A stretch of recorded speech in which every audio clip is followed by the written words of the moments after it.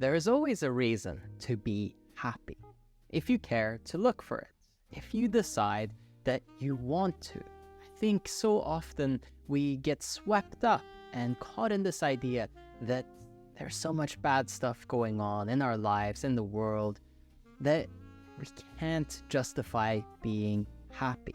We'll find every single reason and excuse and lean on it in order to really rationalize to ourselves why we stay in a perpetual state of dissatisfaction, or whatever other version of that emotion you tend to most commonly be in.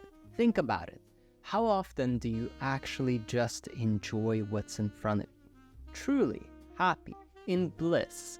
It's almost always possible. Certainly, you can really take control over your overall experience day in and day out if you make a commitment, a decision to say, I'm going to look for something good. Because just as much as there exist evidence and reasons to not be happy, to not be fulfilled, to be unhappy, maybe even to be angry or upset, well, on the other side, there's a reason to be happy, to be grateful. And I'm sure you've done that exercise at least once in your life, and if not, then now is the time. Writing down something that you're grateful for, or writing something that you could be happy about if you chose to. It's the simple action, taking control of your RAS, your reticular activating system, to really decide what you're going to focus on and emphasize. But it goes so far beyond that, in that you typically tend to go on a habitual loop, perpetual actions where you find another reason and another reason and another reason. And so if you've decided that you are in a tough period of your life right now, that things are so difficult and everything is an uphill struggle and battle, then probably there will be more and more experiences that align with that. On the other hand, if you've decided that life is easy and enjoyable and that everything kind of comes to you almost effortlessly and that everything you touch turns into gold, well, wow, all of a sudden it almost seems like it does. What's really funny is that we fall for it. We really believe that we're just this incredible person who has all this luck and that the universe is conspiring in our favor. Or on the other side, that everything is against us and everybody hates us. Neither is true. It's more like the winner effect and the loser effect.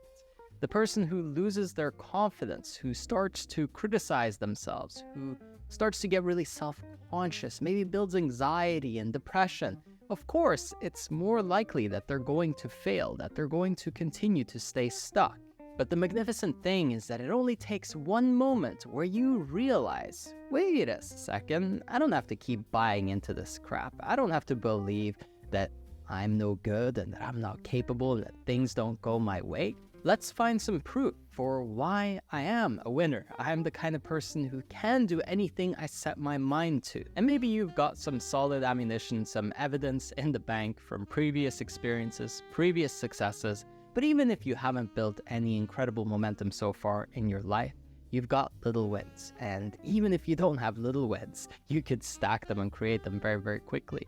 The simple things like making your bed or doing a quick 10-minute run. It doesn't have to be anything crazy. Set an easy minimum that you could always accomplish and do it daily to just build momentum, to feel good about yourself again.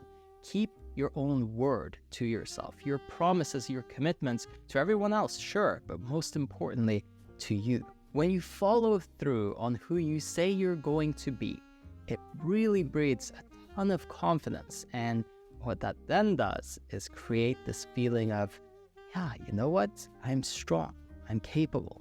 And the more you really give that attention, the more energy you pour in, the more you invest in yourself in this way, the easier it becomes to do the difficult things, which give you even more confidence when you accomplish them.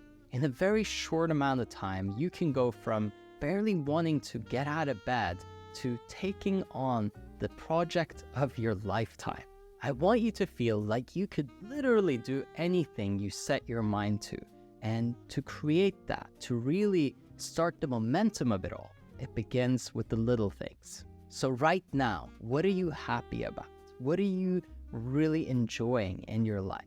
What's something that you can put your attention on that's good in the world? And then keep doing that over and over and over again. Because that quality of question, if you can continue to ask yourself that and frame things like that, it's inevitably going to lead to your success. Remember, there's always a reason to be upset, to be sad, to feel disappointed or angry or any other negative emotion.